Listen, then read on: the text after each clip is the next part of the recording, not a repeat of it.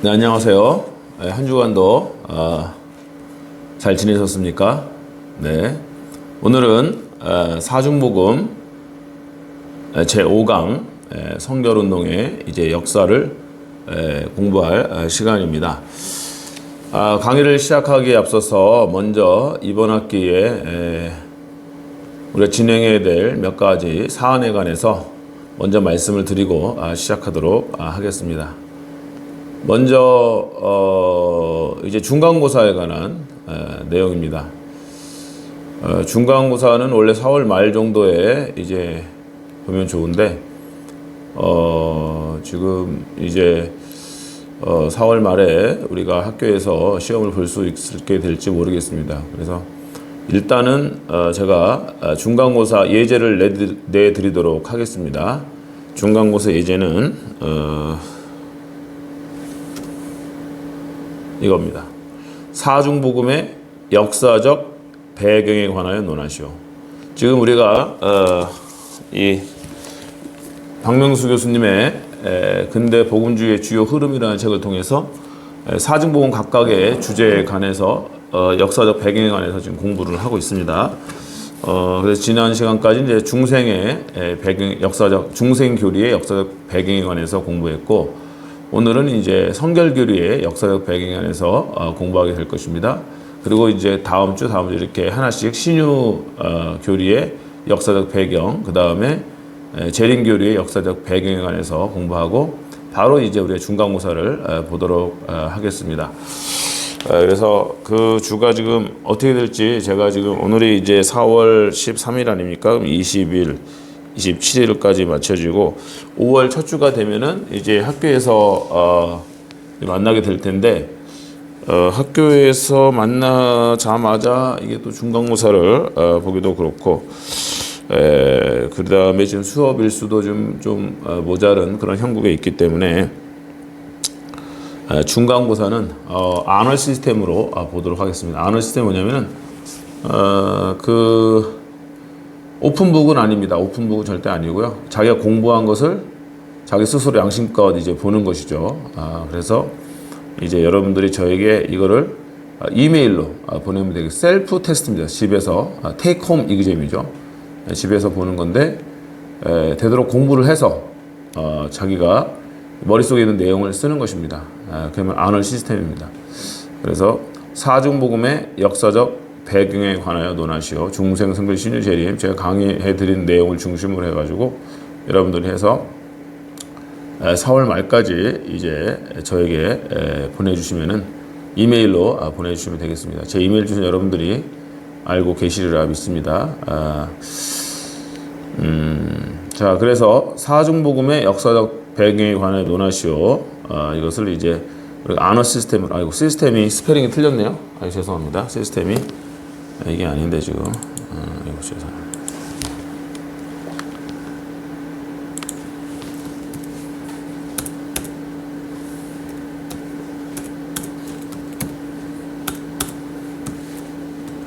네. 언어 시스템 안으로 이런, 죄송합니다. 네. 스페인이 틀려가지고, 네, 됐어요. 그래서 언어 시스템으로 보도록 하겠습니다. 자, 이게 이제 중간고사에 관한 말씀을 드린 거고요. 그래서 오늘 성결, 그 다음에 다음 주 신유, 그 다음 주 재림에 관해서 공부하고, 바로 그 다음 주에 여러분들이 일주일 뒤에 이제 시험을 보는 것으로 그렇게 하도록 하겠습니다. 그 다음에 과제에 대한 건데, 이 과제에 대한 것은 지난번에 말씀드렸던 것처럼 존 웨슬리의 논문집 2, 이것을 이제 과제로 하겠습니다. 근데 이제 원래 학교에 가게 되면 여러분들과 이 안에 여러분들이 이거를 뭐 좀 다 읽기가 만만치가 않아요. 굉장히 분량이 많아서. 그래서 이거를 한 3단락 정도 나눠가지고 좀 이렇게 서로 좀 분배를 하려고 그랬어요, 내용을. 그래서 이제 3단락이니까 우리 한 20명 정도 듣는데 한 7명 정도씩 나눠가지고 첫 파트, 두 번째 파트, 마지막 파트 이렇게 하려고 했는데, 지금 학교에서 여러분들 만나지 못하니까 이 시스템이 지금 적용이 될 수가 없습니다.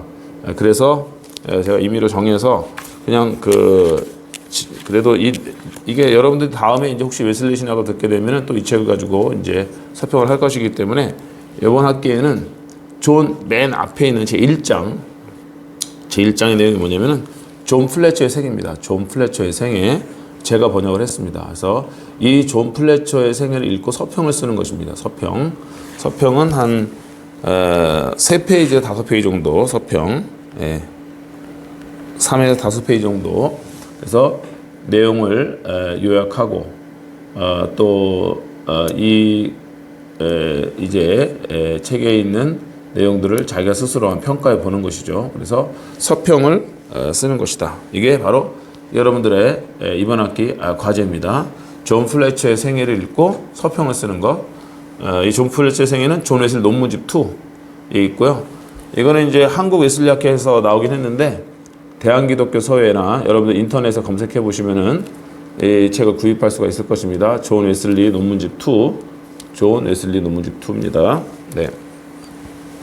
자, 이상으로 이제 여러분들이 궁금해하시던 중간고사와 또 과제에 대해서 말씀을 드렸습니다. 또 뭐 궁금한 내용이 있으시면은 제 이메일로 문의를 해주시면은 좀 제가 또 다음 시간에 답변을 해드리도록 하겠습니다. 자, 그럼 오늘은 여러분들 가지고 계신 교재 제 3장을 공부하도록 하겠습니다. 제 3장을 다 펴시기 바랍니다. 그래서 여러분들 제 81페이지를 펴두시고 각자 이제 수업을 따라오시면 좋겠습니다. 그래서 이제 시간에는 성결운동의 역사인데 성결운동의 역사를 공부하기 전에 이제 우리 한국에서의 성결교회 시작은 1907년에 동양성교회 복음전도관이라는 곳에서 이제 시작이 된 것이죠. 그리고 이제 최초의 우리 교단 예수에 대한 성결교회의 어떠한 정신이 뭐냐? 그건 이명중 목사님이 뭐라고 하셨냐면 오직 감리교회의 개조인 요한 웨슬리를 이어서 일어나 그런 뜻이겠죠. 곧 초시대 감리교회 같이. 그러면서 이제 감리교회의 초시대 감리교회 모습, 요한 웨슬리의 순수했던 영적 갱신운동, 성결운동으로 돌아가자 하는 그런 것이라는 거죠. 그래서 이것이 바로 우리 성결교회의 이제 성결운동의 어떻게 보면은 핵심이다라도 할 수가 있는 것입니다. 자, 그렇다고 한다면 이제 우리 웨슬리의 이제 부흥운동에 대해서 한번 살펴봐야겠죠. 웨슬리의 성결운동의 신학적 뿌리가 웨슬리에게 있는 것이기 때문에, 그리고 이제 성결운동을 일으켰던 많은 분들이 그 신학적 뿌리를 웨슬리에게 찾고 있는 것이기 때문에 우리가 이제 성결운동의 이제 성결교회의 이제 성결교회의 신학적 배경 아닙니까? 역사적 배경 아닙니까? 그래서 역사적 배경은 웨슬리까지 거슬러 올라가야 된다라는 것이죠. 그 웨슬리 신학의 특징은 중생과 성화를 동시에 강조하는 것입니다. 그래서 지난 시간까지 중생을 했었는데 이제 웨슬리는 이제 중생에서 그치지 않고 성화까지 나가야 된다. 하나님께서 우리 인생에 베풀어 주시는 은혜는 두 가지 국면이 있다. 1차적 국면, the first blessing은 regeneration, born again, or new birth. 그래서 우리가 중생하는 것이고 새 사람이 되는 것이고 하나님의 자녀로 태어나는 것이다. 그러나 하나님의 은혜는 여기서 그치지 않고 우리에게 second blessing, 제2차 축복 혹은 제2차 은혜를 주신다는 것입니다. 그리스도의 삶에 있어서 제1차적이면서 가장 기초적이고 중요한 것 중생이라는 것이죠. 거듭나야 됩니다.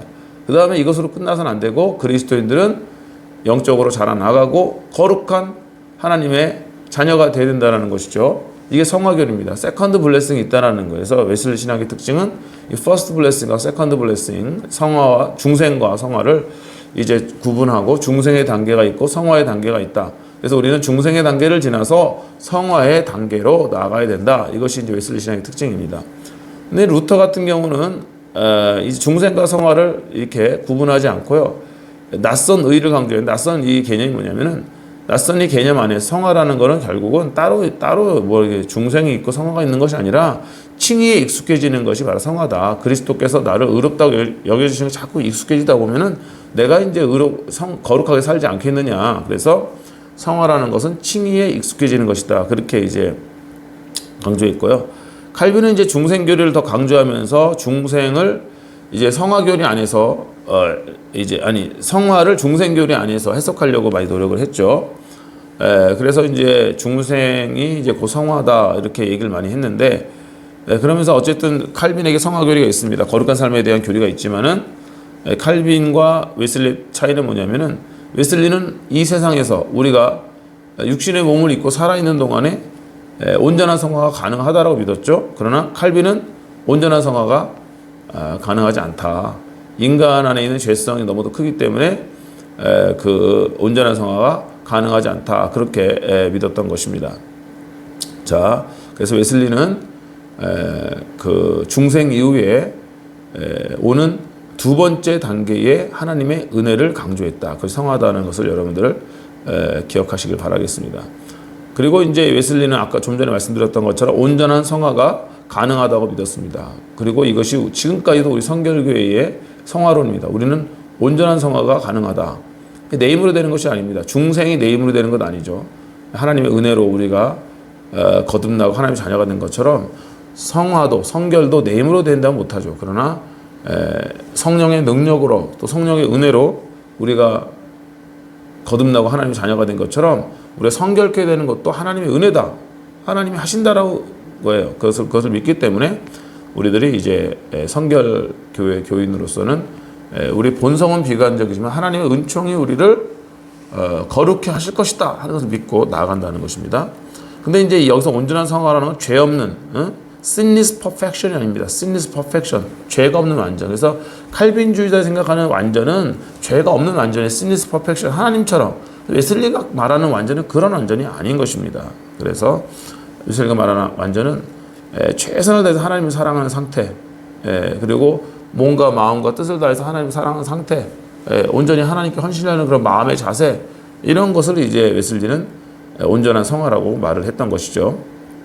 그래서 죄 없는 완전은 아닌 것이고요. 온전한 성화라고 말할 때, 그 다음에 하나님과의 관계의 온전한 회복입니다. 관계가 회복되는 것이다, 하나님과.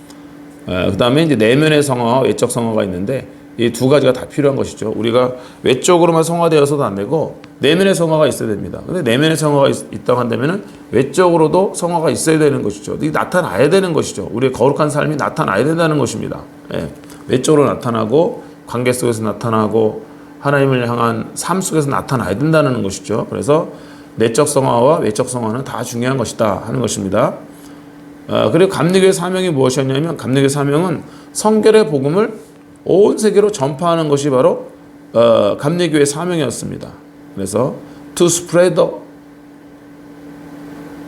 scriptural holiness to the world. 그래서 모든 세계에 하나님의 성결의 복음을 선포하는 것, 이것이 바로 감리교의 사명이었다는 것이고, 이것이 바로 이제 새로운 선교 운동과도 연결이 되는 것이죠. 그 다음에 이제 웨슬리의 이 선교 운동은 사회 개혁 운동과도 이제 연결이 됩니다. 나중에 이제 성결교회에서도 그런 교파가 있지만은 웨슬리 같은 경우는 그 노예 제도가 아니라 노예 제도입니다. 죄송합니다. 오타가 났네요. 노예 제도 폐지를 이제 주장을 하게 되는 것이죠. 그래서 웨슬리는 단순히 개인의 한 영혼만을 구원하는 것을 구원하는 데 그치지 아니하고, 이렇게 사회가 하나님 앞에서 거룩한 사회가 될 수 있도록 웨슬리가 노력을 했다는 것입니다.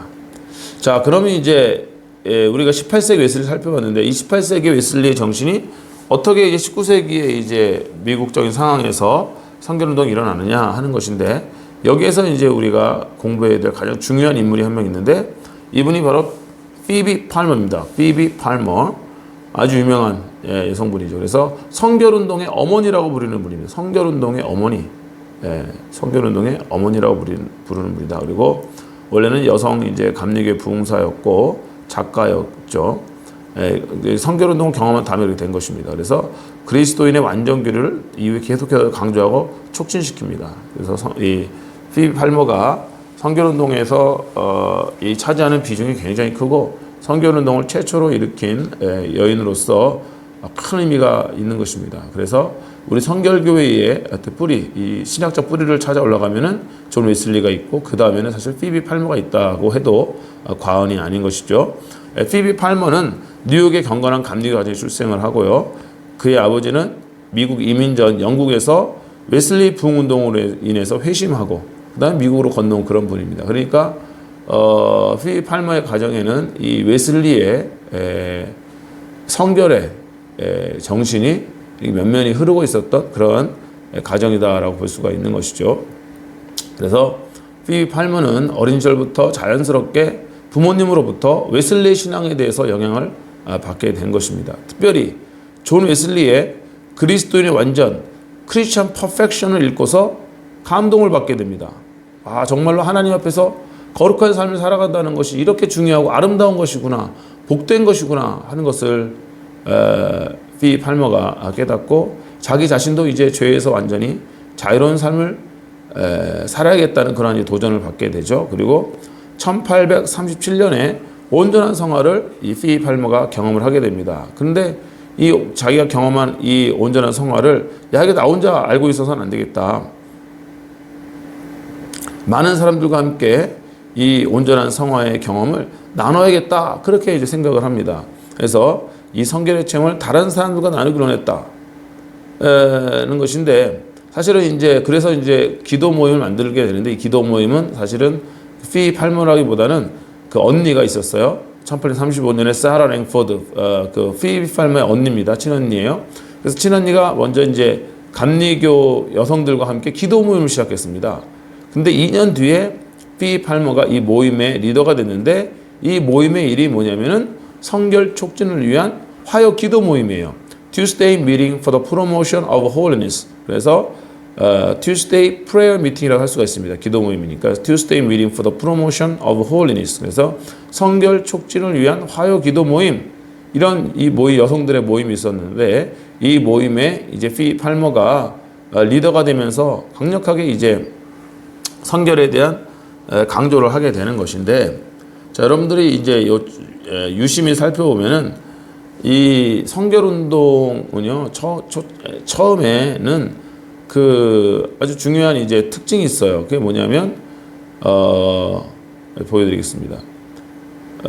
성전 중심이 아니었습니다. 교회 중심이 아니었다는 거죠. 여성들이 이제 처음에 남성에서 여성 못하는 게 좋겠는데, 남성 중심적인 그런 이제 고교회적인 상황에서 여성들이 교회에서 뭐 목회권을 가지고 정식 설교의 그런 권을 가지고 하는 것이 아니라 여성들이 교회 중심이 아니라 가정에서 모임이었다는 거예요. 그리고 성직자 중심이 아니라 평신도 중심이었고, 튜스데이 미팅이잖아요. 썬데이가 아닙니다. 주일이 아니라 주중에 모여서 이렇게 이제 이런 운동을 펼쳐나갔다는 거예요. 그래서 이제 무슨 말이냐면 주류에 의한 운동이 아니라 철저히 비주류에 의한 운동이었다는 거예요.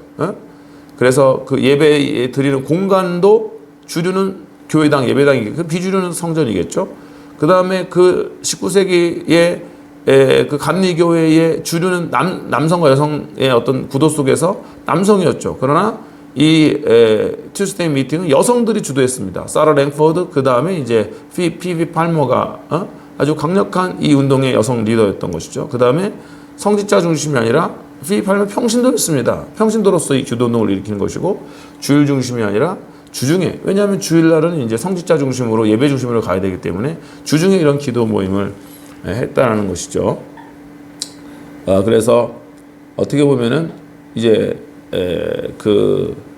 어떤 주류 운동으로서 일어난 운동이 아니라 어떻게 비주류 운동으로서 일어난 운동이 이 성결 운동이었고, 남성 중심적인 세계 속에서 여성들의 운동이었고, 예배당 중심의 어떤 운동, 그런 기독교 세팅에서 가정에서의 기도 운동이었고, 성직자 중심이었다고 한다면은 그 감리교는 이 성결 운동은 평신도 중심이었고, 이런 이제 특징이 있습니다. 굉장히 이제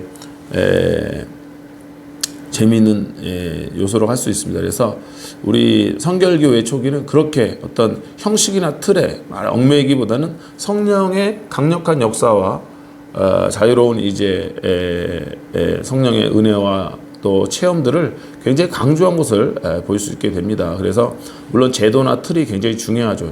틀이 중요하고 신학도 중요하지만은 그 내적인 체험들, 하나님을 내가 만난 내적인 체험들과 성령의 체험들, 이런 것들이 성결교회 전통에서는 굉장히 중요하다는 것을 우리가 보게 됩니다. 그래서 머리로만 하는 신학이 아니라 가슴으로 하나님을 뜨겁게 만나고 가슴으로 하나님을 경험하는 것이 얼마나 중요한가 하는 것을 알 수가 있는 것이죠.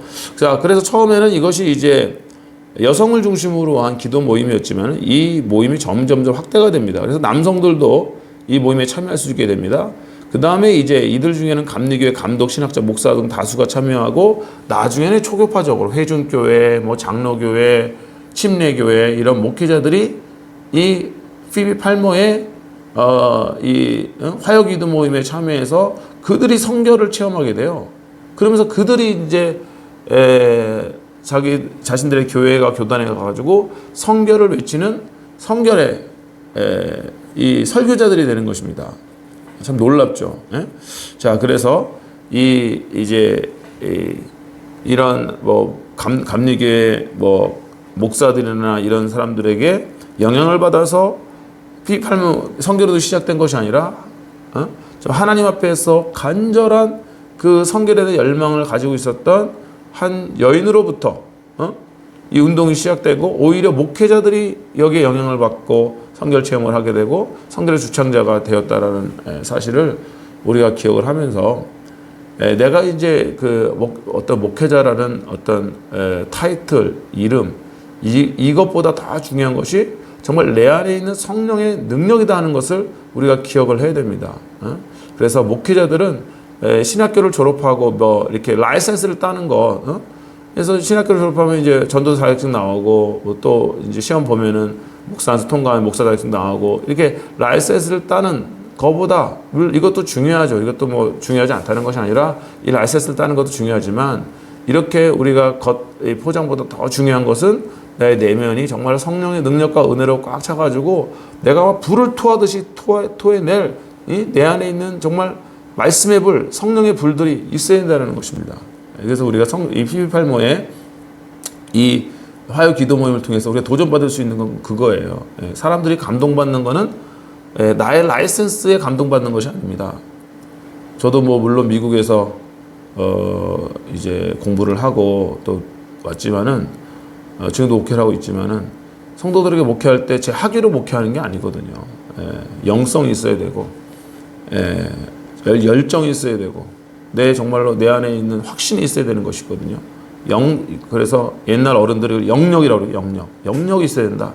목회자는 영역이다. 근데 제가 목회하면 할수록 그런 것입니다. 성도들이 목회자의 권위를 인정하는 것은 뭐 지적인 권위를 인정하는 것, 그런 게 영적인 권위를 인정하는 것이기 때문에 우리들은 늘 성령 충만한 사람이 돼야 된다라는 것이죠. 그래서 내 안에서 뿜어낼 수 있는 불이 있는 사람이 돼야 된다는 거예요. 바로 그런 목회자들이 되시기를 바랍니다. 이 사중복음의 시간은 특별히 우리 신학교는 단순히 지식만을 전달하는 시간이 아닌 것이죠. 그래서 신학교에서 가르치는 이 사명을 맡은 교수들의 또 하나의 또 역할과 책임이 뭐냐면은 여러분들을 좋은 목회자로 만들어드리는 헬퍼 역할을 하는 것입니다. 그래서 이제 컨설팅도 하고 멘토링도 하면서 여러분들이 좋은 목회자가 될 수 있도록 계속해서 도전하는 것이죠. 그래서 왜 강의하다 말고 갑자기 설교하냐 그렇게 생각하지 마시고 우리들이 이 지식보다 더 중요한 것이 있다. 성결이라는 것도 이 지식이 아니죠. 성결은 체험이었습니다. 성결을 지식으로 배우는 것 중요한 건 정말 내가 성령의 은혜로 내 안에 있는 모든 죄성들이 사라지고 내가 하나님 앞에서 거룩한 하나님의 아들이 되고 딸이 된 그 경험, 하나님의 자녀가 된 그 경험이 내 안에 있어야 된다는 것이에요. 그것이 중요하다. 그리고 목회를 하려면은 날마다의 성령으로 충만해서 성령의 열매들을 맺고 내 안에 이제 거룩한 하나님의 형상들이 회복이 되는 그러한 목회자로서 우리가 준비가 돼야 된다는 것입니다. 제가 이 정도로 하고요. 자, 그 다음에 그래서 이제 피비 팔머 같은 경우는 좀 더 자세히 살펴보면은 미국뿐 아니라 전 세계에 성결의 메시지를 전하는 가장 중요한 역할을 하는 여인입니다. 그래서 우리 성결교회는 여성분들에게 참 빚을 많이 졌어요. 감리교 운동도 사실은 웨슬리가 굉장히 그 여성들과 함께 이 사역을 많이 했거든요. 그래서 감리교 부흥의 사실 가장 큰 공로자들이 여성입니다. 그리고 성결운동도 시작한 분이 바로 여성이에요. 그래서 우리 성결교회는 그 여성들에게 큰 빚을 졌어요. 그래서 계속해서 이 성결의 복음을 우리 남성들뿐 아니라 여성들도 이제 외칠 수 있고 증거하고 이 성결의 전도자가 될 수 있는 그러한 이제 이 역사적 어떤 배경과 기반이 우리는 이미 탄탄하게 갖춰져 있다라는 것이죠. 그 다음에 이제 아주 유명한 저서가 있는데 성결의 길, The Way of Holiness 등 다수 성결에 관한 이제 책을 저술합니다. 그래서 이 성결의 길, The Way of Holiness는 성결 운동의 기초를 놓은 책이다라고 할 수가 있는 것이고요. 그 다음에 티모티 메리트라는 이 목사님과 함께 성결 교류의 촉진을 위해서 The Guide to Holiness, 그래서 뭐 성결에 대한 안내 이런 이제 월간지를 출판하기 시작하는데 굉장히 유명한 월간지입니다. The Guide to Holiness. 그래서 이렇게 월간지를 했다는 것은 벌써 이 운동이 굉장히 커졌다는 것이고 성결에 대해서 정기 이 성결 잡지를 월간지를 정기 구독하면서 이 성결에 대한 관심을 갖는 사람들이 점점 많아졌다는 것이기 때문에 이 월간지를 발행한다는 것은 그만큼 성결 운동이 이제 운동으로서 자리 잡기 시작하고 많은 사람들에게 이 성결의 그 메시지를 전달하기 위해서 노력했다는 것이고 반대로는 이미 이 운동이 굉장히 이제 미국 내에서 영향력 있는 운동이었다는 것을 알 수가 있는 것이죠. 그래서 18세기, 19세기 초반에 미국 감리교회의 이제 부흥의 해였는데 이 부흥의 기간 속에서 피비 팔머는 어떻게 보면 이제 새로운 교단을 뭐 만들거나 그러진 않았죠. 감리교 내의 성결 운동인 것인데요. 그러나 초교파적이었다는 것이고 많은 사람들에게 영향을 끼쳤습니다. 그래서 이제 대표적인 것이 피비 팔머가 영향을 끼친 이제 대표적인 인물들이 누구냐면 프랜시스 윌러드라는 분이 있습니다. 유명한 분인데 여성 절제 운동 지도자입니다. 미국에. 이분에게도 영향을 미쳤고요. 캐서린 부스, 여러분들이 잘 아시죠? 캐서린 부스. 이 캐서린 부스는 이 윌리엄 부스와 함께 구세군 공동 창립자입니다. 그래서 이 여성분에게도 영향을 미쳤고, 그 다음에 남자분 존 인스킵, 전국 캠프 미팅 연합 초대 회장입니다. 나중에 제가 이제 말씀을 드릴 거예요. 그 다음에 Higher Life Movement, 이거는 그리스도인의 고상한 삶. 그래서 Higher Life Movement라는 거는 Higher Life 그 자체가 고상한 삶이라는 게 뭡니까? 바로 성결한 삶이죠. 그래서 이거는 이제 영국에서 일어난 성결 운동인데 다른 말로는 캐직 무브먼트라고 합니다. 캐직 무브먼트. 왜 캐직이라고 할까요?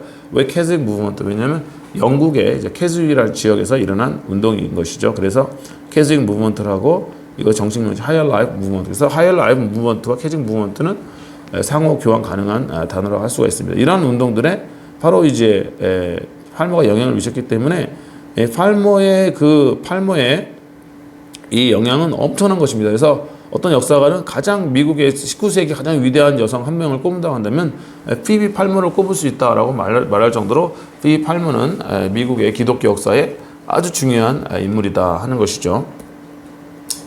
그 다음에 The Promise of the Father 이라는 아버지의 약속이라는 책을 통해서 이제 교회에서의 여성의 역할, 여성의 사역에 대해서 변호하는 이제 그런 책입니다. 그러니까 굉장히 앞서갔던 여성이죠. 왜냐하면 19세기 여성들의 제약이 얼마나 많이 있습니까? 지금은 이제 우리 예성교단도 여성 목사 한 수를 주지만은 이 당시는 여성이 이제 도저히 목사 한 수 받을 수 있는 그러한 시대가 아니었습니다. 여성에게 설교권이 없어요. 그렇기 때문에 설교를 할 수 없기 때문에 간증의 형태로 하는 것입니다. 설교 본문을 선택할 수가 없어요. 설교 본문을 딱 잡고서 그걸 풀이하기 시작하면 설교이기 때문에 설교 본문을 잡지 못하고 그냥 자기가 삶을 나누는 간증 형태로 설교를 하고 말씀을 나눴다는 거예요. 그런 제약 속에서도 이제 교회에서 여성의 역할을 강조하고 특별히 이제 이런 모든 제도를 뛰어넘을 수 있는 게 뭐냐면 성령을 그 남자에게 여자에게나 남종에게 여종에게나 부어주시겠다고 말씀하고 계시거든요. 그래서 교회에서는 성령 받은 사람이 바로 영적인 리더가 되는 거다 하는 이제 그러한 논리도 이제 이 책 속에 있는 것을 우리가 보게 됩니다. 자, 그래서 어쨌든 이렇게 여성의 역할에 관해서 그러니까 성결 운동에 있어서 교회에서의 여성 역할에 관해서 The Promise of Father이라는 책을 통해서 많이 이제 강조한 분이라고 할 수가 있는 것이죠. 자, 이제 좀 다른 이야기를 하려고 하는데요.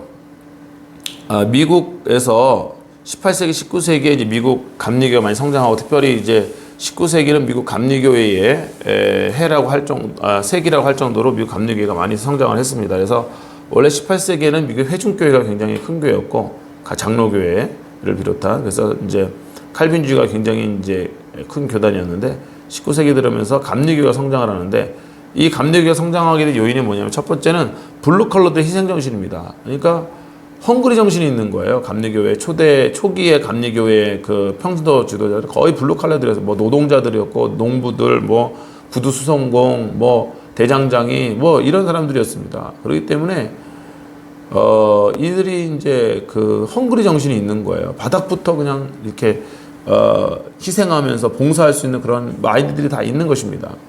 그런데 이제 반면에 회중교회라든가 장로교회는 엘리트 교육을 받은 사람들이에요. 하버드나 예일, 뭐 프린스턴 같은 데서 뭐 박사학위 받은 이런 사람들이 보스턴이라든가 뭐 뉴욕이라든가 대도시에서 목회를 하니까 이 사람들이 이미 엘리트 의식에 젖어 있는 것이죠. 그래서 이제 19세기만 해도 서부 개척 시대 아닙니까? 서부로 서로 계속해서 서진을 하면서 이 사람들이 정착을 하는데 거기 새로운 마을이 생기면 얼마나 열악하겠어요. 거기에는 이제 장로교 목회자들이 뭐 엘리트 목회자들이 안 간다는 겁니다. 근데 그곳에 간 사람들이 누구냐면 바로 감리교의 평신도 지도자들이었어요. 이 사람들은 서부가 개척되고 마을이 생기면 가장 먼저 감리교회의 평신도 지도자들이 달려가서 거기서 이제 평신도 목회자들이나 그러니까 달려가서 교회를 세운 것입니다. 그러니까는 감리교회가 부흥할 수밖에 없는 거예요.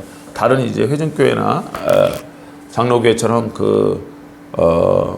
이 엘리트 그룹들이 도저히 따라올 수가 없는 것이죠. 그래서 미국 감리교회가 급성장할 수 있었던 것은 바로 블루 컬러 희생전시. 그 다음에 아이티너런트 프리처.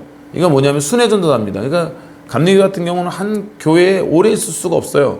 계속해서 여기를 개척했으면 떠나서 또 다른 곳을 개척하고 또 다른 개척해야 되는 거죠. 근데 이제 이게 19세기에는 딱 맞아 떨어졌던 거예요.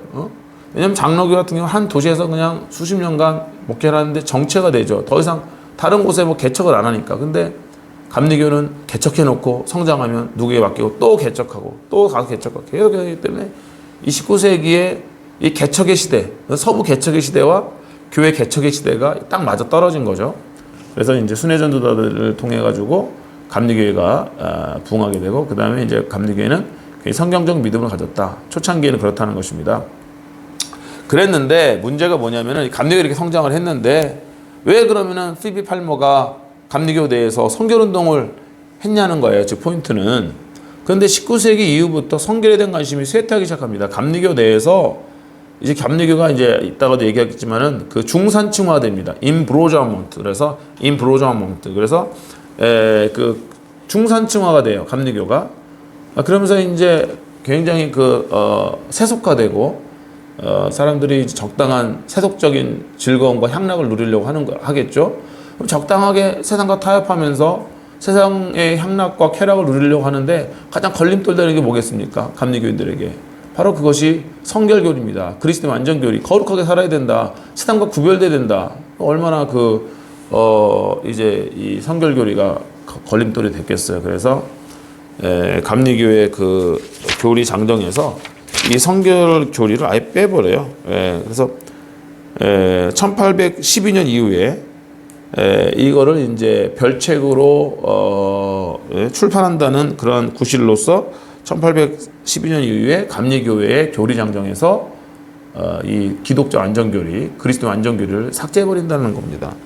이게 굉장히 상징하는 바가 큰 거예요. 그래서 감리교 내에 더 이상 성결교리는 부담스러운 거죠. 목회자 자신들도 부담스럽고 이걸 설교하기도 성도들의 이 적당한 어떤 세속적 즐거움을 누리면서 살아야 되는 성도들에게 설교하기도 부담스러운 거죠. 이런 상황 가운데서 피비 팔머가 혜성처럼 등장을 하게 된 것입니다. 그래서 하나님이 우리에게 진정으로 원하시는 것은 단순히 중생한 그리스도인이 아니라 완전히 성화된 그리스도인이다. 성경에 보면은 성결에 관한 말씀, 거룩한 삶에 관한 말씀이 굉장히 많이 있는 것을 우리가 볼 수가 있죠.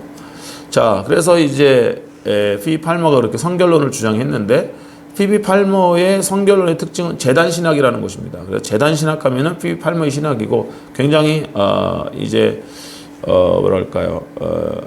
이 딱 이미지 이 브랜드화 돼 있습니다. 피비 팔머는 재단 신학, 재단 신학하면 피비 팔머 할 정도로 이 굉장히 신학적 브랜드화가 돼 있는 거예요 이미.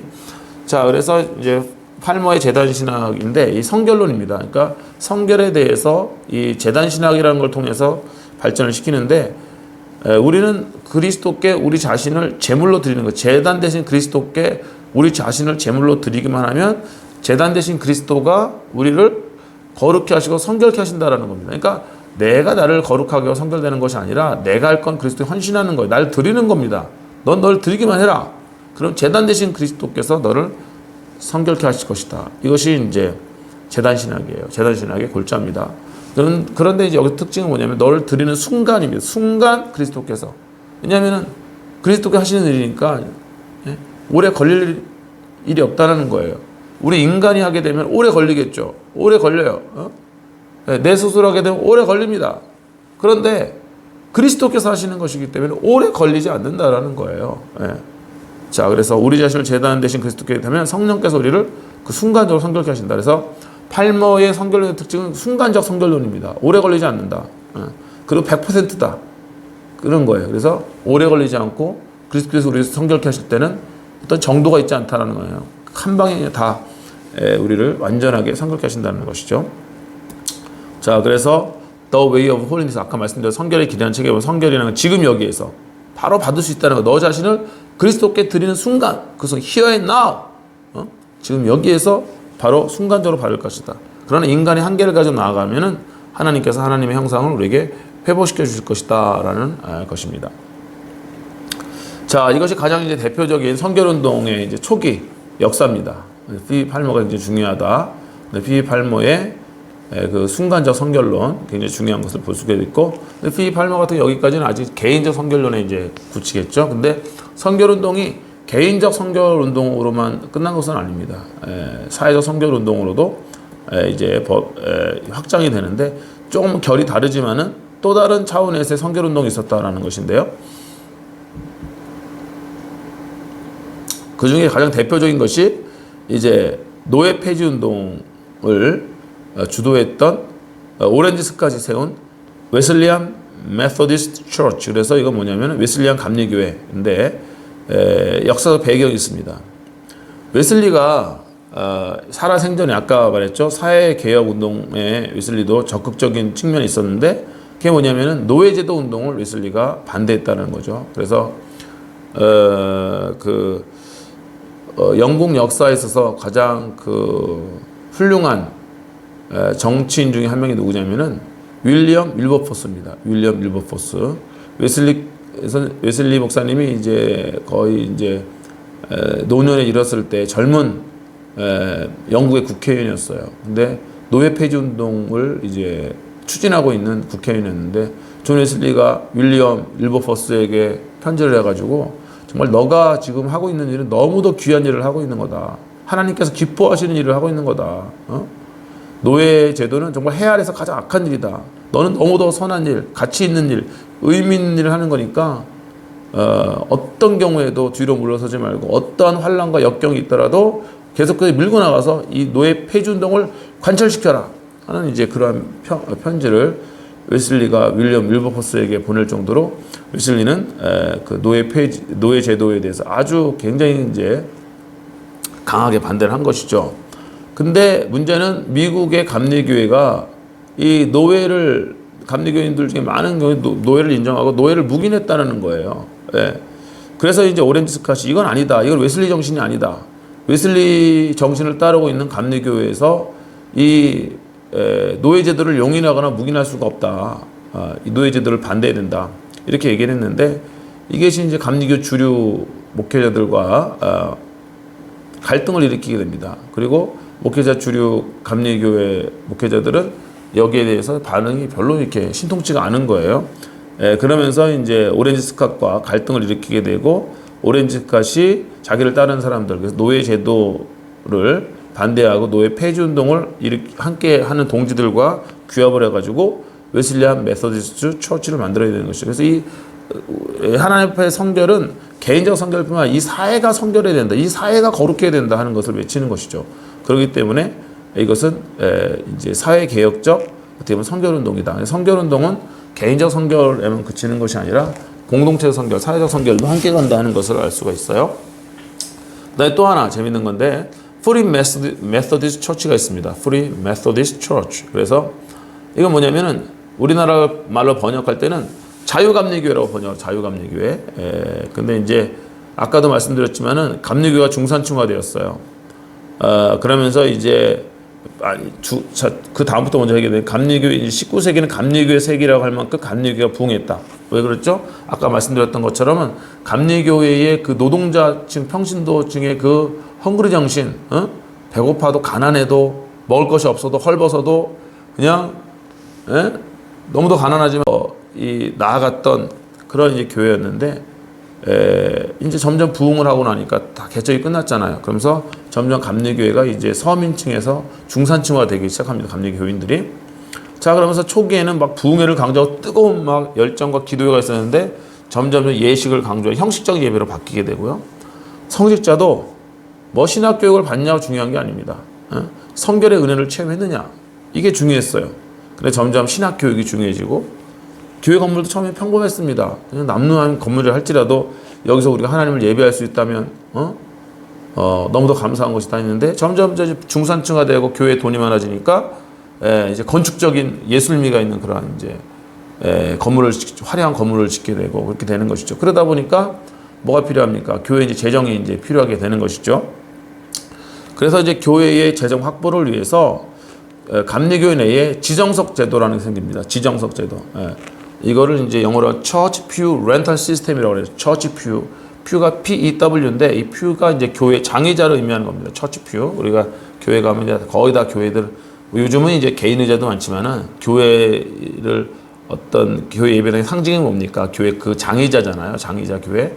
그 장의자를 Church Pew라고 합니다. 근데 이 Church Pew를 렌탈해 주는 거예요. 대여해 준다는 거예요. 누구에게 대여 줍니까? 헌금한 사람에게 대여를 해 주는 거예요. 그래서 그 지정석이 있는 겁니다. 여기는 누구 자리? 그래서 예를 들어 요즘 같은 뭐 1억을 헌금한 사람 맨 앞에 좋은 자리, 뭐 5천만 원짜리, 뭐 3천만 원짜리, 1천만 원짜리 해가지고 이렇게 이제 자기가 그 자리를 어떻게 보면 이제 헌금이나 뭐 이렇게 해가지고 그거를 이제 자기가 자기 자리를 만드는 겁니다.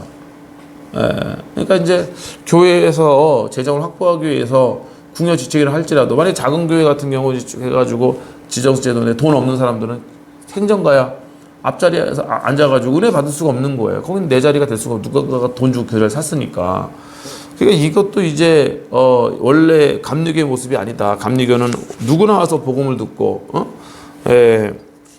가난한 사람이든 부자든 간에 누구든지 와가지고 복음을 듣고 자유롭게 하나님 예배할 수 있어야 되는데 아니 돈 있는 사람들은 자리를 사가지고 앞자리에 앉고 돈 없는 사람들은 뭐 예배당에 뭐 맨 뒷자리에 앉아가지고 앞자리에 나와보지도 못하고 예배하고 이거는 아니다. 그래가지고 이 처치 퓨 렌탈 시스템을 비판한 분이 있었어요. 그분은 B.T. 로버트입니다. B.T. 로버트.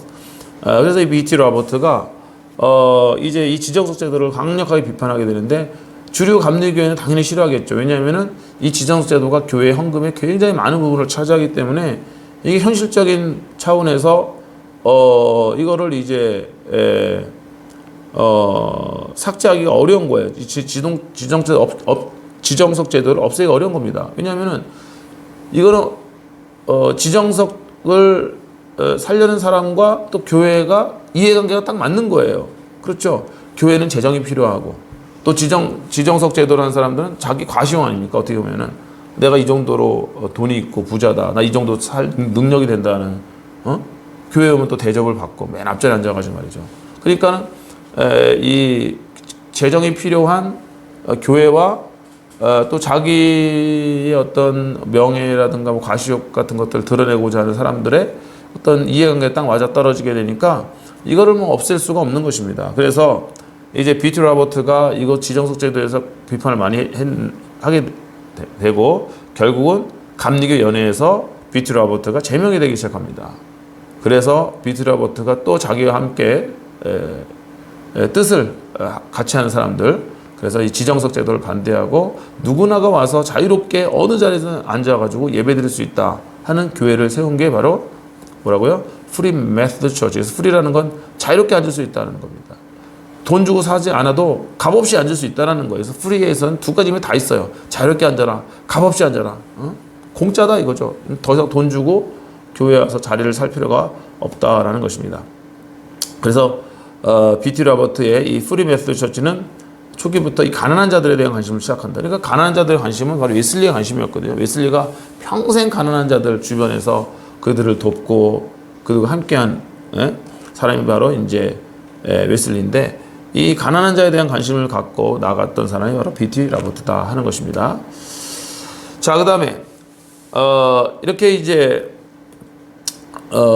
개인적 선교를 강조했던 피비 팔머와 또 사회적 선교를 강조했던 오렌지 스캇, 또 B.T. 라버트 이런 분들을 살펴보면서 우리 성결교의 역사적 뿌리, 또 성결 교리 역사적 뿌리는, 성결이라는 개념은 단순히 우리가 이제 개인적 선결의 차원뿐만 아니라 이 개인적 선결이 공동체적, 사회적 선결로 나가야 된다는 것이고, 또 사회적 선결만 외치는데 개인의 선결은 없으면 어떻게 되겠습니까? 이거는 뭐 안 되는 거죠. 제일 중요한 건 내 개인의 선결이기 때문에 이거 두 가지가 밸런스를 맞추고 균형을 맞춰야 된다는 것입니다. 그것이 바로 성결교회의 성결론의 중요한 핵심 중에 하나다라는 것이죠. 자, 그 다음에 이제 오늘 공부할 내용 중에 중요한 게 중에 하나가 성결 증진을 위한 전국 캠프 연합회가 있었습니다. 생기게 됩니다. 미국에서 이것이 바로 이제 미국 성결 그룹이 생겨나는 그러한 역사적 뿌리가 되는 거예요. 자, 그래서 그러면 어떻게 이 성결 증진을 위한 전국 캠프 연합회가 미국에서 생성이 되었느냐? 이제 19세기에 전체 미국의 교인들이 감소를 했다고 합니다. 그래서 감리교는 부흥했지만은 전체적으로 이제 감소라고 있는데, 이걸 여기는 지금 이제 성결 전국 캠프 연합은 요게 역사적 배경은 지금 감리교가 아니라 어떻게 보면 장로교에서 시작됐다고 할 수도 있어요. 그래서 교인 감소를 하나님의 심판으로 여기고, 하나님이 심판하니까 뭘 해야 되냐면 회개해야 되잖아요. 우리 뭐해서 회개하자. 우리 교인이 감소하고 있어요. 그래서 회개를 이제 처음에는 이제 주제로 잡았는데, 또 회개만 계속 뭐 하면 너무 힘들잖아요. 그러니까 하나님이 회개한 사람을 축복하시고 다시 교회를 회복하실 것이라는 이 축복의 메시지를 갖기 시작해서, 이 회개의 메시지와 축복의 메시지를 위해서 야외에서 캠프 집회를 시작합니다.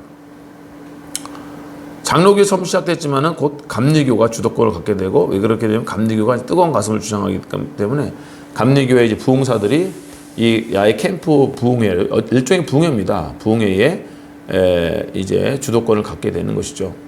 그리고 이제 정식으로는 1867년에 감리교 내에서 이 부흥집 캠프 집회가 시작이 됐는데, 이 시작한 사람이 J.A. 우드라는 J.A. 우드가 성결운동에 대한 비전을 가지고 있어. 감리교 내에서 성결운동을 일으켜야 된다. 감리교가 지금 이 성결의 정신을 잃어버리고 있단 말이야. 그래서 성결의 이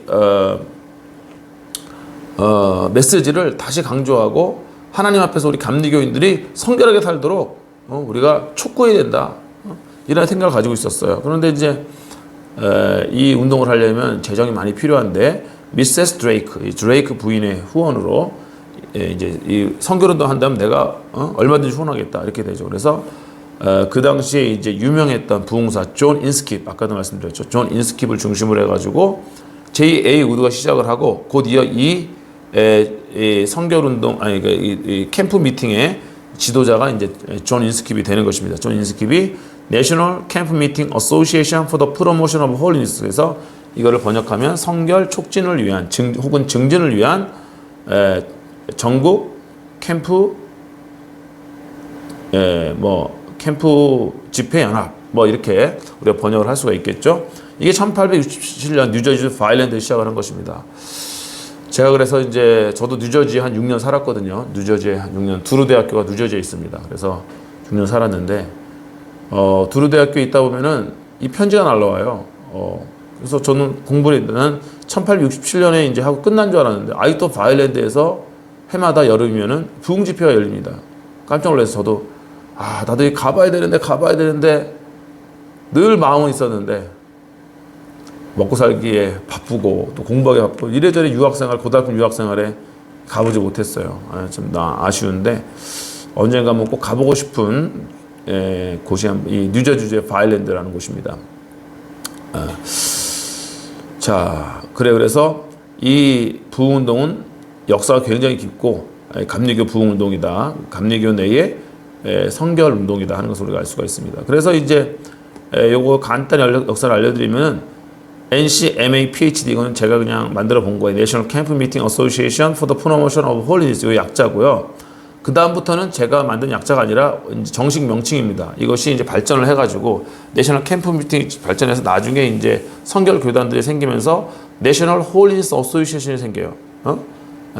전국 성결 연합회가 생기고 이게 나중에 크리스찬 홀리니스 어소시에이션 CHA 크리스찬 홀리니스 어소시에이션 이게 생기고 그래서 기독교 성결 연합이 생기죠. 그래서 그 다음에 이제 이것이 또 이름이 바뀝니다. 그래서 1997년도 이름이 바뀌어서 크리스찬 홀리니스 파트너십 이렇게 바뀌어요. 그래서 지금은 CHP라는 이름으로 있을 것입니다. 그래서 여전히 느슨한 형태의 성결 연합회가 미국 교단에 있는 겁니다. 여러분들이 한번 구글링을 한번 해보세요. CHP 크리스찬 홀리니스 파트너십 하면은 그 크리스찬 홀리니스 파트너십에 속한 그 교단들이 쫙 뜹니다. 그 교단들이 바로 성결운동의 결과로서 생긴 교단들이고 어떻게 역사적으로는 우리 한국의 성결교회와 역사적 뿌리를 공유한다라고도 볼 수가 있는 것이죠. 그러면 이 캠프 집회의 특징은 뭐냐? 캠프 집회의 특징은 온전한 성결을 위한 집회였습니다. 온전한 성결을 위한. 그래서 여기는 전도 집회가 아니에요. 그래서 회개하고 예수 믿고 구원받아라가 아니라 이미 구원을 받았지만은 자기 안에 있는 죄성과 여전히 싸우고 거룩한 삶을 살지 못하는 사람들을 향하여서 하나님의 세컨드 블레싱, 제2차적 은혜를 받아라. 여러분들 1차적 은혜, 구원은 이미 받은 사람, 이미 중생한 사람들이기 때문에 이제는 성결의 은혜를 받아야 된다. 이것이 바로 주요한 메시지였다는 거고요. 강사의 자격이 뭐냐? 강사의 자격은 온전한 성결을 체험하는 사람입니다. 그래서 박사학위가 있는 사람, 이런 사람이 아니라 내가 성결 체험을 했느냐? 성령의 불을 받았느냐? 우리 성결교회 용어로는 성령 세례를 받았느냐? 우리 성결교회는 성령 세례와 성결을 동일시한다는 여러분 알고 계시죠? 그러니까 성령 세례의 결과가 바로 성결이다 하는 겁니다. 이거는 성령 세례론인데 이걸 도식화해서 여러분들 말씀을 드리면은 장로교는 성령 세례는 뭐냐? 중생입니다. 성령 세례를 받으면은 중생하는 거예요. 그러나 우리는 아닙니다. 우리는 물론 중생하고 성령의 역사지만 특별히 성령 세례라는 용어를 쓸 때는 성령의 이 세례를 받게 되면 우리는 거룩해진다는 것입니다. 성결해진다는. 그리고 오순절은 성령 세례를 받으면 능력을 받는 힘을 받는다는 거예요. 방언하고 병을 고치고 이런 거죠. 다 성령이 하시는 일입니다. 뭐가 정답이다 할 수는 없지만은 우리 성결교회의 성결교는 성령 세례라는 거예요. 그래서 다른 말로 하면은 온전한 성결을 위한 집회의 강사가 되려면은 자격이 하나가 있는데 네가 성령 세례를 받았느냐 하는 겁니다. 오늘날의 설교자들의 자격도 사실은 성령 세례를 받았냐 이게 굉장히 중요한 거거든요. 라이센스 전도사 라이센스가 있느냐 목사 라이센스를 중요시 여기는 거는 어떻게 보면 굉장히 카톨릭적입니다. 카톨릭적이에요. 그러나 이 우리 성결교의 전통 또 복음주의 전통은 뭡니까? 내 체험이 중요하다는 거잖아요. 내 체험이 내가 정말 하나님을 만난 체험이 있느냐 성령 체험이 있느냐는 걸 중요한 것입니다. 그러므로 우리들은 내가 먼저 확신이 있고 내가 더욱 뜨겁게 하나님을 사랑하고 내 가슴이 뜨거운 사역자들이 되어야 돼요. 가슴이 뜨거운 사역자들이 돼요. 머리로만 하려는 사역자가 돼서는 안 됩니다. 그러나 또 우리 머리도 필요하죠. 그러니까 지정의가 균형이 맞춰져야 됩니다. 근데 너무 지적인 것만 강조하고 가슴이 없는 건 안 된다. 그 말을 하는 거죠. 반대로 그러니까 가슴만 뜨거우면 되겠네. 그건 또 아닙니다. 분별력이 있어야 되는 거죠. 열심이 중요한데 어떤 열심이 중요합니까? 방향이 제대로 잡힌 열심이 중요하잖아요. 방향이 잘못되면 그 열정은 정말 아주 불행한 열정이 되는 겁니다. 신천지 요번에 우리 코로나 바이러스 하면서 신천지가 얼마나 열정이 대단해요. 정말 그들의 전도하려는 그 열정은 정말 타의 추종을 불허합니다. 근데 그 열정이 잘못된 방향을 향한 열정이잖아요. 지옥 가는 열정 아닙니까? 그러니까 가슴이 뜨거운 것도 중요하지만은 또 이 분별력도 굉장히 중요한 것이에요. 방향이 중요한 거다. 다 중요하다는 것이죠. 자, 그래서 이제 온전한 성결을 체험한 사람이 바로 이 캠프 집회에 강사 자격이 있었고 처음에는 감리교 내 갱신운동이었습니다. 그다음에 중산층 운동 이 모임이 급속도로 이제 성장을 하게 되는 거예요. 자, 그런데 감리교 내에 성결 논쟁이 일어납니다. 이제 이게 굉장히 중요해요. 처음에는 감리교 내에서의 이 성결운동이었는데 지금은 감리교 밖에 있잖아요. 성결교회가 감리교 안에 있는 것이 아니고 우리 독자적인 교단을 형성하게 됐는데, 그럼 어떻게 성결교회가 감리교회로부터 탈퇴를 해가지고 이탈을 해서 독자적인 그 교단을 형성하게 되었느냐? 그 이제 역사적 배경에 관해서 여러분들에게 말씀을 드리고 오늘 강의를 마치려고 하는 것입니다. 일단은 이제 인간 본성에 대한 이해가 감리교회 내에서 갈리기 시작했어요. 그래서 이제 인간이 내적으로 부패했다. 그러니까 인간에게 원죄가 있고 인간은 죄인이라는 걸 인정하고 성결의 은혜를 받아야 된다는 그룹이 있었고, 그냥 도덕만 강조하는 그룹이 있었습니다. 본질적인 변화 이런 거 중요한 거는 도덕을 잘 지키는 그런 사람이 되는 거다. 이렇게 얘기했죠. 그럼 이게 무슨 차이가 있는 것입니까? 내적 부패성에 변하는 성결이니, 성결은 하나님이 하시는 것이기, 성령이 하시는 것이기 때문에 오랜 시간이 걸리지 않는다. 순간적 성결을 믿는 것이고요. 도덕이라는 건 뭐냐? 교육을 통해 함양되는 거잖아요. 오랜 시간이 걸려요. 점진적인 성결을 강조할 수밖에 없다는 것이죠. 예? 그래서 이제 점진적인 서화가 아니라 죄송합니다. 성화입니다. 점진적인 성화만 있을 뿐이다 주장을 감리교 주류가 그랬다는 거. 그러나 성결운동은 순간적 성결을 강조했다는 게 제가 오타가 좀 많네 죄송합니다. 성결운동은 순간적 성결, 하나님의 은혜다라는 거예요. 그래서 성결연합회 성결론, 이제 그 감리교 내에 이제 그 어떤 아까 말했던 그 성결 촉진을 위한 전국 캠프 연합회가 있지 않습니까? 그 연합회 성결론은 뭐냐면은 부패성의 제거라는 겁니다. 그래서 이거는 나중에 원죄론인데 완전히 우리 안에 있는 원죄가 제거된다라는 거예요. 그러나 장로교 성결운동은 좀 달라요. 그래서 이제 캐직 같은 경우는 이제 뭐예요? 그 원죄 억압설입니다. 원죄가 억압되는 거지 제거되는 건 아니다. 성령의 능력으로 원죄가 눌려서 힘으로 잃어버린 거지. 성령의 은혜가 사라지면 다시 죄가 올라온다는 것이고, 우리는 이제 아예 이 죄를 뿌리 뽑을 수 있다는 겁니다. 이 원죄를. 그다음에 온전한 사랑, 성령 세례 이렇게 표현하죠. 아까 성령 세례는 제가 말씀드렸기 때문에 길게 얘기하지 않겠습니다. 자, 그래서 19세기 말에 이제 새로운 성결교파들이 생겨나게 되는데 그 이유가 뭐냐면은 이제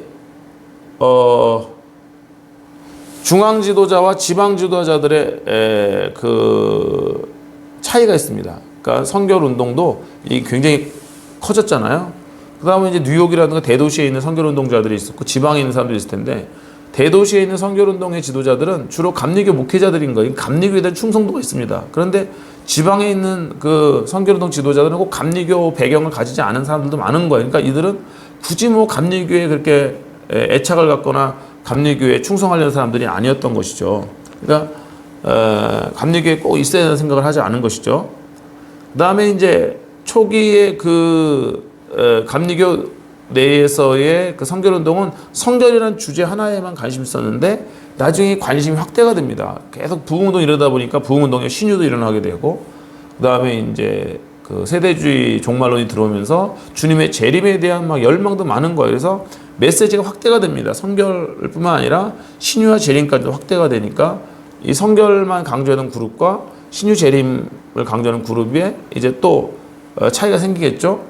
가장 대표적인 예가 단적으로 말씀드리면은 우리 한국에서 중생성 신유 재림 이 관심이 확대되어서 생긴 교단이 바로 이제 교단의 영향으로 생긴 한국에 생긴 교단이 바로 예성과 기성입니다.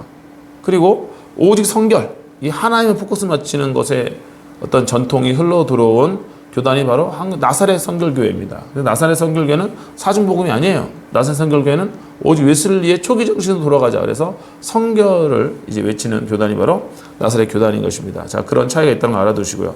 그다음에 성결의 은혜 체험자, 비체험자의 또 이제 갈등이 생깁니다. 그래서 성결교회에서는 딱 두 가지예요. 너 성결의 은혜를 체험했냐 못했냐. 그러면 못한 사람들은 막 열등감에 빠지고 또 은혜 체험했던 우월감에 빠지고 이렇게 되기 때문에 그런 안 좋은 점이 있었고, 감리교 신학이 자유화되고, 그 다음에 감리교 지도자들과 갈등을 일으키게 됩니다. 그래서 이제 탈퇴 운동이 일어나요. 감리교 나가자.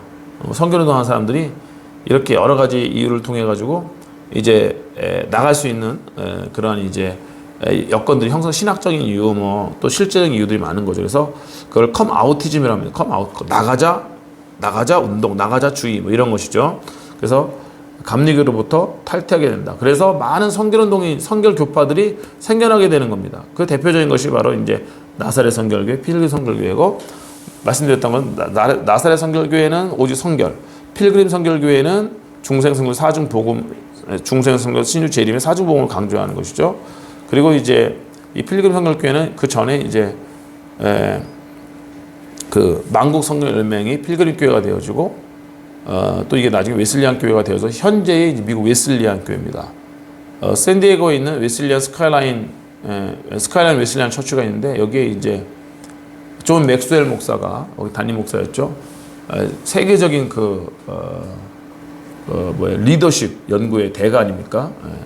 그 존 맥스웰 목사님이 원래 이제 스카이라인 웨슬리안 교회 목회자였다가 이 리더십 분야에 너무 유명한 세계적인 강사가 된 거예요. 그래서 그 일 하느라고 교회를 사임하고 리더십 전문 작가 혹은 뭐 리더십 전문 강연자, 하여튼 세계적인 권위자로 활동을 한 것이죠.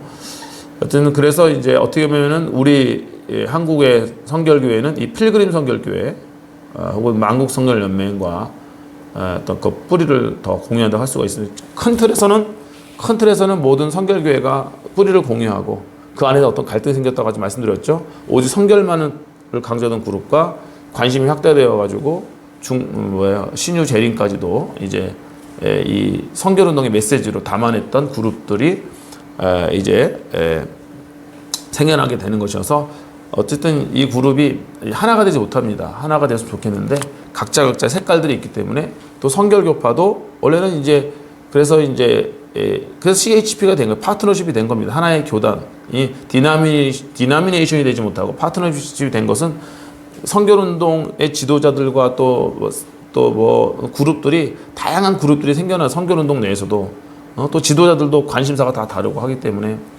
그래서 노예 폐지 운동, 오렌지 스카 그다음에 지정석 제도 반대에 생긴 자유감리교회 또 비티 라버스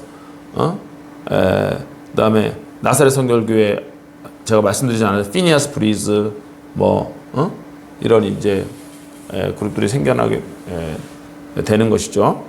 그다음에 이제 만국 선결연맹의 또 지도자들이 또 생겨나게 되는 것입니다. 자, 그래서 이렇게 이제 선결운동 역사적 배경을 살펴봤고요. 선결운동의 마지막 결론적으로 선결운동의 이제 두 가지 특징은 뭐냐면은 선결의 복음을 재강조했다는 것입니다. 무엇보다도 감리교회가 잃어버렸던 선결의 복음을 재강조한 것이다. 그 다음에 이건 개인적 차원뿐만 아니라 사회윤리적 차원의 갱신운동이기도 했다 하는 것입니다. 이것이 바로 19세기 선결운동의 특징이라고 할 수가 있습니다. 네, 지금까지 이제 우리 선결운동의 역사적 배경에 관해서 살펴봤습니다. 특별히 이제 선결 교리 역사적 배경이라고도 할 수가 있겠죠. 그래서 이 교리를 여러분들이 정말 우리 소중한 그 유산을 물려받은 자들이다 하는 겁니다. 그래서 기독교 복음의 가장 핵심은 하나님이 우리를 단순히 그냥 중생한 자로만 놔두시는 것이 아니라 하나님을 닮은 하나님 형상을 회복한 그리스도의 장성한 분량까지 자라나는 그 성결하고 거룩한 백성 만드시는 것이 하나님의 목적이었다고 한다면은 바로 선결교회가 그 하나님의 목적을 가장 잘 담아낸 현존하는 교단 중에서 가장 잘 담아낸 교단이라 할 수가 있는 것입니다. 교단 이름도 제가 개인적으로 봐서 선결교회가 제일 좋은 것 같아요. 장로교는 교회 정치제도 때문에 생겨난 거 아닙니까? 장로교라는 장로 정치 이게 장로교가 된 겁니다. 침례교는 침례해야 된다는 거 아닙니까? 침례교. 감리교도 감독제도, 교회 제도. 그러니까 장로교하고 감리교는 교회의 어떤 정치 제도의 특색을 따라서 교단 이름이 생겨난 것이고, 그다음에 이제 그 침례교회는 이 침례에 대한 이 빌리버스 베프티즘의 신학 때문에 생겨난 거죠. 좀 이렇게 좀 비본질적으로 느껴지지 않습니까? 근데 정말 본질적인 거, 성결한 삶은 너무 이 성경의 메시지는요, 거룩하신 하나님 이 얘기를 하고 있는 거예요. 그래서 성경의 가장 핵심적인 메시지는 우리가 거룩한 하나님의 백성 되는 것 이것인데, 이거를 교단 이름으로 담아낸 교회가 바로 선결교회라는 것입니다. 그래서 우리가 선결교회 목회자들로서 자부심을 가지고, 또 선결교회 목회자가 아니더라도 이제 선결대학교에서 공부하는 또 학우들로서 이런 선결운동의 이런 배경에 대해서 이해 지평이 넓어지면은 내가 장로교 목회자라도 하나님 앞에서 거룩한 삶이 얼마나 중요한 것을 깨닫게 되고, 침례교 목회자라도 또 순복음이라도 감리교 목회자라도 하나님 앞에서의 성결한 삶이 얼마나 소중하고 얼마나 중요한 것이고, 얼마나 하나님이 기뻐하시는 것인지를 우리가 깨닫게 된다면은 우리 모두가 다 이 성결한 삶을 향해서 우리의 인생의 초점을 맞출 수 있다. 그리고 우리 모두가 다 특별히 목회자가 된 우리들이 내가 먼저 하나님 거룩한 사람이 되어주고, 내가 먼저 성결의 체험을 하고 성령 충만한 사람이 되어야 내가 목회하는 목양지의 성도들, 양떼들도 바로 하나님이 기뻐하시는 그 자리로 우리가 인도할 수 있다 하는 것을 우리가 기억을 하고, 성결은 단순히 지식이 아니라 체험이 되어야 된다 하는 것을 기억하시기 바랍니다. 그래서 이번 학기 동안 정말 여러분들이 하나님 앞에서 거룩한 사람이 될 수 있도록, 거룩한 성도가 될 수 있도록, 거룩한 주의 종이 될 수 있도록 기도하며 나아갈 수 있는 이번 학기가 되시기를 주님의 이름으로 축복을 드립니다. 네, 감사합니다. 이것으로써 사중복음 제5강 강의를 마치도록 하겠습니다. 네, 수고하셨습니다.